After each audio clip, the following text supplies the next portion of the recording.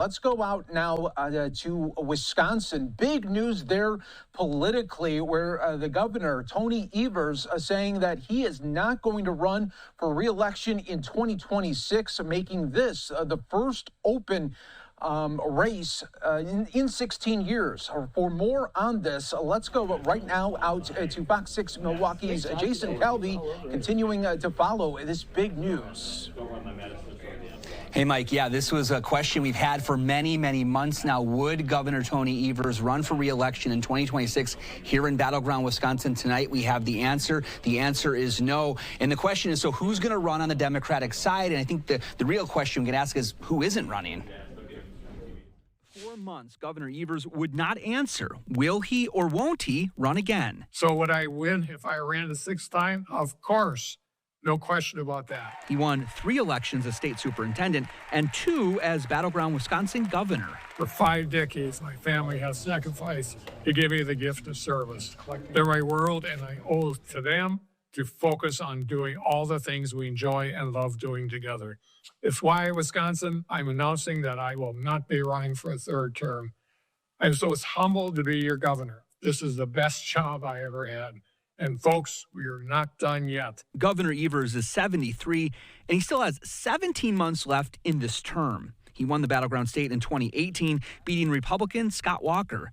That was decided by just about 1 point, and then he increased his lead in 2022. This time, at least 2 Republicans are already running. It's a wide open race, no doubt, but it doesn't change my focus. My focus is on the people of Wisconsin, building a shared vision with them. I'm approaching this governor race as an outsider and a businessman, Justin Trump. Now it's the first open race since 2010. We're going to see people jumping into the mix right away. Just Wednesday, a number of liberal state lawmakers, teachers union, and community leaders wrote an open letter to Wisconsin.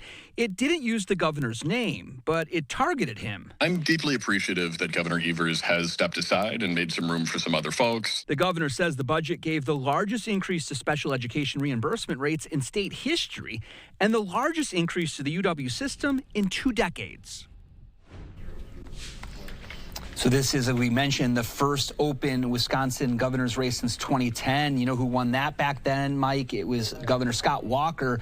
And tonight he's teasing out the possibility of maybe running again. He tweeted out a Make Wisconsin Great Again hat and had the numbers of President Donald Trump, President number 45 and 47. But guess what, Mike?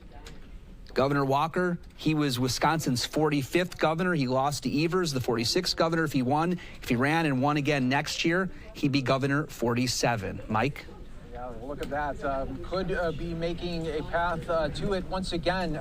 Jason, what is next then for Governor Evers? He's, like you said, he still has about 17 months in office. What will he do after?